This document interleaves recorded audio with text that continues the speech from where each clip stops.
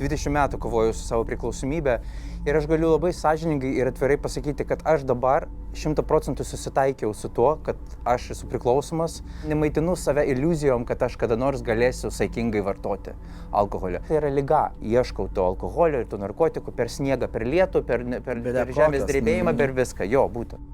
Tai realiai nuo kada tu pradėjai? Paragavau pirmą kartą aš 14 metų.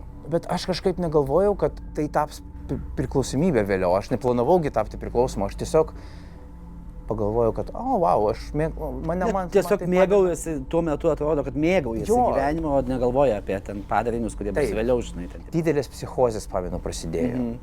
Demonus mačiau. Ką man daryti? Ką daryti? Kaip man iš šito išsivaduoti? Aš turėjau su savim butelį degtinės, aš turėjau Xanaxą su savim ir aš turėjau dainuoti dainą mamai, aš dainuoju tą dainą ir aš nepamenu to, bet man po to parodė video, bet aš apalpau, aš tiesiog smogau ir viskas. Žodžiu, man tai pasakė gydytoja, jeigu tu išgersi dar vieną butelę, tu mirsi. Ir pasakė, kad pas tave, realiai cirozė, pradinė cirozės fazė, jo. Aš jau tada supratau, kad Dima tai gali pasibaigti negerai. Aš kažkaip pagalvojau, kad gal aš pradėsiu viską iš naujo, ypač kai aš sutikau Egidijo Dragūną. Tiesiog jis pamatė mane, aš jį ir aš tada iš tikrųjų patikėjau, kad aš galiu pradėti gyvenimą iš naujo. Ir žinai, tam tikrą laiką man pavyko. Gal su Dragūnu neįsgerdavot, neparūkydavot, nes jis, sakė, mėgsta? Kiek iš skandalų girdim? Aš nieko nesakau, nieko nežinau. Jisai mane iš tikrųjų labai daug ko išmokino ir tas laikotarpis, aš labai vertinu tą laikotarpį, bet man buvo labai sunku su juo. Aš negalėjau pasakyti jam savo, tai kaip ką aš galvoju, savo jausmus, savo, ta prasme, paprikaištauti, savo nuomonę pasakyti. Man buvo žiauriai sunku ir aš tada išėjau ir Egis labai supyko ant manęs. Kol aš daėjau iki stotelės, aš nusprendžiau, kad man reikia užsisakyti narkotikų. Aš buvau tokia nevilti, kad man jau buvo nesvarbu, ką vartoti. Jeigu atvirai, aš, man atrodo, niekada nepasakojau šitos istorijos, kaip aš patikėjau į Dievą. Aš pamečiau savo piniginę. Piniginė kažkur tai ten buvo, ir pinigai, ir dokumentai, žodžiu, jo, iš realiai viskas gyvenimas realiai. Taip. Ir mano mama pasakė, pamenu, mes vaikščiojom ir sako, einam į bažnyčią, aš noriu ten žvakutę pastatyti už kažką. Ir aš sakau, gerai, einam. Ir aš toks galvoju, aš toks eksperimentą padarysiu tokį. Jo, aš sakau, mes atėjom ten, aš sakau, Dieve, jeigu tu esi, padaryk taip, kad aš raščiau savo piniginę. Girdžiu pokalbį. Vat prie manęs, vat čia sėdi dvi panelės, girdžiu, aš radau Sašason piniginę. Eik tu savo. Aš įvedžiau į ChatGPT, kokia tikimybė, kad tai būtų atsitiktinumas, tai 1 ant milijono. Jei nedaugiau. Taip.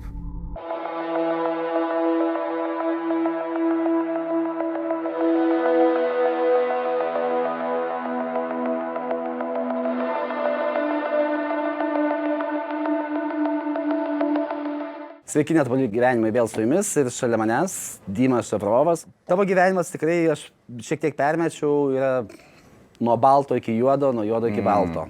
Tai kada baigsis tie juoduliai? Ar nesibaigs? Aš tikiuosi, kad jau jie link to eina, kad biškį pasibaigė tas dalykas. Bet tie pasibaigė, jau iš karto užbėgsiu įvykiams už akių, jau prieš 2 metų buvai sakęs, kad pasibaigė. Jo, būtent. Iš tikrųjų, įdomiausias dalykas, kad mane ne pirmas žmogus klausė, kuo skiriasi realiai šis kartas nuo tų kitų kartų. Ir jau dauguma žino, kad aš ilgą laiką turėjau 20 metų kovoju su savo priklausomybė. Ir aš galiu labai sąžiningai ir atvirai pasakyti, kad aš dabar 100% susitaikiau su tuo, kad aš esu priklausomas. Aš pagaliau patikėjau, kad tai yra liga. Ir tas susitaikymas atėjo ne iš karto per ilgą laiką, bet aš dabar nemaitinu save iliuzijom, kad aš kada nors galėsiu saikingai vartoti alkoholio. Pirmą kartą gyvenime aš pagaliau tai priėmiau, kas, aišku, užtruko man ilgą laiką, vien reabilitacijos aš ten metus prabuvau. Tai Nu, svarbiausia, pasakyti savo, save įtikinti. Jo. Pripažinti, kaip sako. Pripažinti, vat būtent tai yra ilgas procesas ir labai sunkus procesas, bet aš manau, kad man pavyko tai padaryti tikrai. Tikrai aš jaučiu, kad šį kartą tikrai man pavyko tai padaryti. Gal išgeriam degtinės? Sveikatą. Ką, čia vanduo. Na, jo. Gal pakalbėkime nuo pradžių, vėliau perėsim prie šitų baisesnių tavo gyvenimo epizodų. Tu išgarsėjai prieš daugiau kaip 30 metų, ten ta garsioji daina Mamai. Dieve mano. Jau turbūt jau 30 metų. Ne toks ir Čia senas. praeitas amžius. Realiai taip ir yra. Taip, praeitas amžius. Tiesioginė žodžio prasme. Jo. Nu, jau nepriklausomoje Lietuvoje turbūt gimęs buvai, ar ne? 83 metų. Ai, tai ne, dar jo. dar, kaip sakoma, matei daugiau kaip ir aš. Eilės parduotuvėje. Taip. Prisimeni tuos laikus? Vis tiek jie buvo sudėtingi, aš kažkiek permečiau internete prieš laidą, žodžiu, ten ta vaikystė nebuvo tobula tavo. Jinai, šiaip aš pasakyčiau, kad iki paauglystės, mano vaikystė, jinai nebuvo bloga. Ir iš tikrųjų, aš augau su savo mama, aš nežinau, ta prasme, man vaikystė buvo normali, mano vaikystė. Mokykla, muzikos mokykla, močiutė, mokytoja, kuri skiepėjo man meilę muzikai. Aš augau be tėvo. Nu, ta prasme, mano tėvas figuravo kažkiek tai, bet mano tėvai išsiskyrė, kai man buvo porą mėnesių. Tai mano tėvas atsirado mano gyvenime šiek tiek vėliau, bet su tėvu tai atskira kalba. Nors dabar mes bandom kaip ir atstatyti tos santykius, bet aš vaikystėje jo labai paniškai bijojau. Kodėl? Nu, jisai toks žmogus buvo, jisai... Dieve tu mano, aš nežinau, kaip paaiškinti. Jisai turėjo tokią savybę mane žeminti.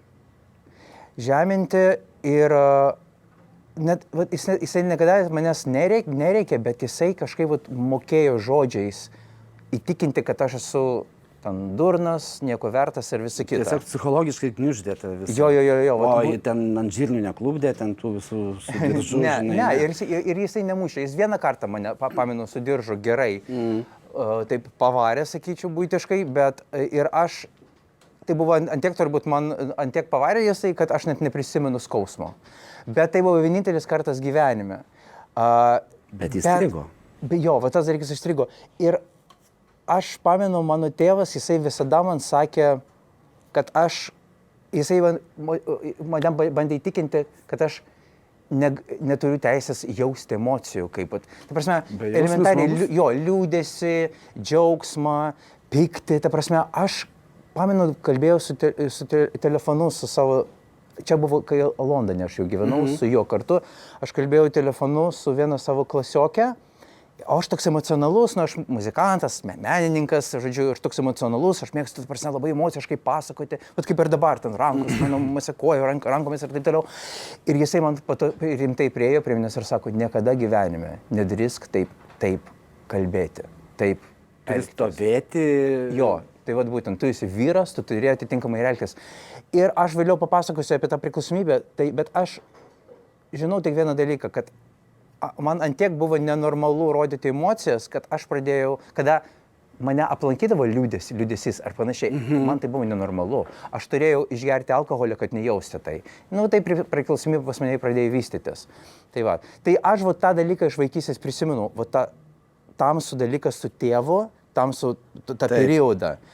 Bet visa kita su mama ir mokyklo, ir muzika, dainavimas, ten 12 metų, kai mano Vydijus Višniauskas parašė dainą Mamai, tai tas labai toks šviesus laikotarpis, labai fainas. O tai tu, kaip to tėvo trūko tavo namuose, ar netrūko, kai jūs negyvenosi kartu? Ne, aš nejutau. Ir kaip tu galvoji, ar tas negyvenimas kartu galėjo turėti įtakos savo tolesniam gyvenimui? Kas būtų buvę, jeigu jis būtų buvęs namuose kartu su mama? Aš neįsivaizduoju iš tikrųjų, bet aš turiu būti sąžiningas, bet man nebuvo taip, kad man jo trūko. Aš nežinau, man kažkaip mama atstojo ir tėvą, ir motiną, aš nežinau, ką reiškia turėti tėvą. Ta prasme, mano mama turėjo kitą vyrą, kuris buvo mano patėvis, kuris buvo labai geras man. Aš niekada nejutau, kad jis mano tėvas, bet jis buvo labai man geras. Ir aš tą aš prisimenu, tikrai. Bet tai, kad tėvo aš neturėjau, Aš niekada nejutau, nors aš vaidinau tėtį, aš visada pabučiuodavau jį, kada jis man ten kažkokią dovaną padovanodavo, bet aš tai kažkaip darydavau iš kažkokios pareigos. Tai turbūt, ne tas toksai... Jo, kad jiem parodyti, kad aš esu dėkingas. Taip. O tas, nežinau, galbūt jį tai erzindavo, bet aš kažkodėl tai... Aš jau taip darydavau, nes galvojau, kad tai yra toks... O gal kaip tik jisai džiaugdavosi, galvodavo, kad vaikas myli, ar ne? Nežinau. Su juo dabar nebėra jokių ryšių, ne? Dabar, kaip tik, kai aš paminėjau pradžioje, mes bandom atstatyti... Na kaip bandom? Su patėviu. Ne, su patėviu? Ne, su patėviu mes nebendraujam, ne. Su tėvu mes kartais pabendraujam, jis net man finansiškai... Nu, žodžiu, jis man kartais finansiškai padeda, bet padėdavo anksčiau. Dabar mes kažkaip nebendraujam porą metų, bet aš žinau, kad aš galiu jam parašyti, bet kada ir, pakalbėti su juo. Nežinau apie ką, jeigu atvirai, bet aš žinau, kad galiu. Jis advokatas dirba, gal man prireiks jo paslaugų, nežinau. Lietuvoje? Nes Kanadai, jo. Tai pakankamai dar toli išvykęs. Taip. Tai va. Nežinau, turbūt tiek apie tėvą, ne patys geriausi prisiminimai, tik tiek galiu pasakyti. O kodėl tie ryšiai nutrūko jūsų? Tai va, aš galiu pasakyti, kad jisai, man buvo 15 metų, jis pasiūlė man išvažiuoti į Angliją, į Londoną gyventi. Jau tada tu buvai tos šlovės spinduliuose, kaip sakoma. Kaip ir jo. Jau vis tiek ir žinojo, visi jau tave. Žinomas vaikas buvo jo. Taip. Bet kadangi tai vis tiek buvo jau, ta prasme, Sovietų sąjunga vis dar, o aš buvau pamišęs ant Whitney Houston, aš galvoju, viskas, į Londoną išvažiuosiu ir rašysiu su ja. Ne, man nesvarbu, arčiau Amerikos vis tiek. Jo. Nors aš Londone buvau jos koncerte. Taip. Kaip ten bebūtų, ta prasme, aš tiesiog galvoju, kad wow, Londonas, tai kažkas buvo tokio, wow, kad galėsiu įstoti, kolegija galėsiu įstoti į universitetą, studijuoti muziką. Tai vat buvo tokie mano planai. Bet ten gyvenimas su tėvu dar pablogėjo. Tada ir prasidėjo visi tokie moralizavimai iš jo pusės man. Ir mano tiesiog, aš užsidariau, tiesiog visiškai užsidariau. Ir išsiskyrė keliai taip, kad jisai nusprendė išvažiuoti į Kanadą gyventi. O aš pasilikau ten studijuoti toliau. Vienas. Ir viskas. Ir patekau į vaikų namus iš tikrųjų. Nes taip jau susiklostė, aš atsisakiau, aš nenorėjau važiuoti su juo. Tai tu turėjai grįžti į Lietuvą? Aš arba grįžti į Lietuvą, aš nenorėjau grįžti į Lietuvą, tai aš patekau laikinai į vaikų namus ir po biškį prasidėjo tas vartojimas. Vaikų namuose, ne tenais? Ne, dar ne vaikų namuose, tai įdomiausias dalykas, nors mane supo ir narkomanai tenais, ir vaikai, kurie, problematiški vaikai, bet tenais ne, aš turėjau įrodyti, kad aš galiu būti savarankiškas tam, kad gauti būtą, gyvenamąją vietą atskirą, savarankiškai gyventi. Tai aš ir įrodžiau, kad aš galiu pats savo gaminti ir kitiems ten gaminti, žodžiu, tai vienas iš tokių turėjau tai daryti. Taip. Tai va, ir gavau tą būtą atskirą, ir viskas, ir pajutau tą laisvę, ir prasidėjo pabiškai tas ragavimas alkoholiu, barai visokie. Bet tai pinigai iš kur? Mane kažkaip vaišino, aš nežinau, bet dažniausiai vaišino, nes vis tiek aš dainavau dar bare. Kada tu ten dainuoji, tai tada vaišina tave ir ten atsiranda draugų, kada, kaip dažnai būna baruose, ten tu kažkas bendrauji, kažkas stato ir tai realiai nuo kada tu pradėjai jau įnikai? Tai aš sakyčiau, kad nuo 18 maždaug sulaukęs pilnametystės. Bet ir anksčiau turbūt išgerdavai, tai kažkiek tas, aišku, ne taip, kaip žinai, ten geriau be perstavai. Paragavau pirmą kartą aš 14 metų. 14 metų ir... Čia mokykloje turbūt su visais klasiokais, kai būna... Keriukai visokie, ten trupnikai visokie baisus. Būtent. Ir parūkyti aš irgi paragavau 14 metų. Tai tam tikrą laiką aš žinojau, kad aš išvažiuosiu į Londoną, tai aš jau praleisdavau mokyklą ir muzikos mokyklą, ten su savo klasiokais mes ten ant namų stogų tenais gėrėm alų ir rūkėm cigaretės ir žodžiu.